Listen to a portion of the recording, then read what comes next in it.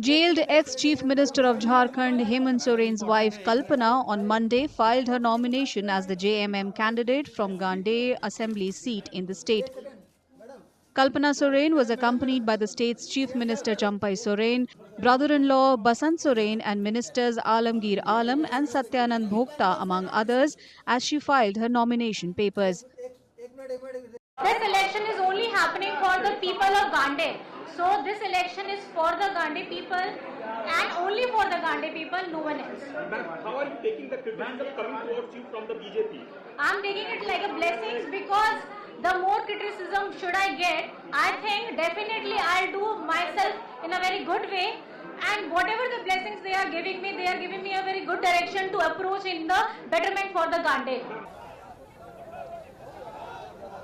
After finishing the nomination process, the JMM put up a show of strength and unity with a public meeting in Giridih.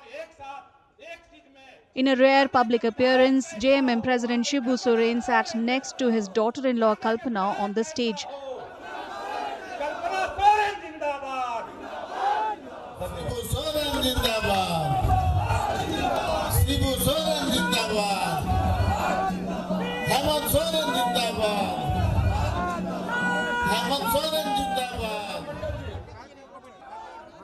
Jharkhand Chief Minister Champai Soren and Hemant Soren's siblings Basant Soren, a state minister, and Anjani Soren, who was once spearheading the JMM in Odisha, were also present at the meeting.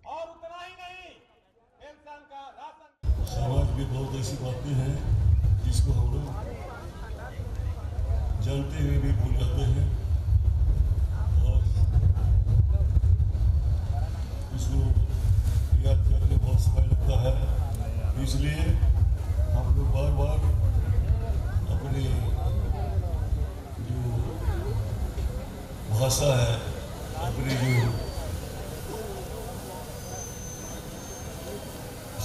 भाषा शक्ति है, उसको हमेशा याद रखना चाहिए और बोलना चाहिए। आपको इसी रास्ते पर चलेंगे, ये हमारा सबसे बड़ा रास्ता है और भूल होने से पिछले चुनाव में लोग बहुत अच्छा जीत हासिल किया, लेकिन आप लोग ये आज समझना है, ये 12 MP जाने के बाद एक भी झारखंड के बात को नहीं खाए।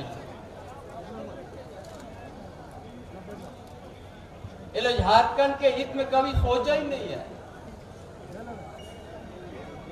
और हर चुनाव में ये लोग एक नारा लेके आते हैं। हेमंत सोरेन की जो सोच रही है, वो सोच को आप कभी बंद नहीं कर पाएंगे। यहाँ एक एक कर्मठ जन, महिला वर्ग, बेटी, बेटा, बड़े बुजुर्ग जितने भी खड़े हैं यहाँ पे, वो सारे के सारे हेमंत सोरेन हैं। हेमंत सोरेन की सोच को कोई रोक नहीं सकता। चार दीवारी तो बहुत छोटी सी चीज है। आप जोर से मेरे साथ नारा लगाइए, हेमंत सोरेन जिंदाबाद, हेमंत सोरेन जिंदाबाद, हेमंत सोरेन जिंदाबाद। जेल का ताला टूटेगा, जेल का ताला टूटेगा। Bypoll to the Gandhe seat is scheduled on May 20th along with the parliamentary elections in the state. The seat in Giridih district fell vacant following the resignation of JMM MLA Sarfaraz Ahmed.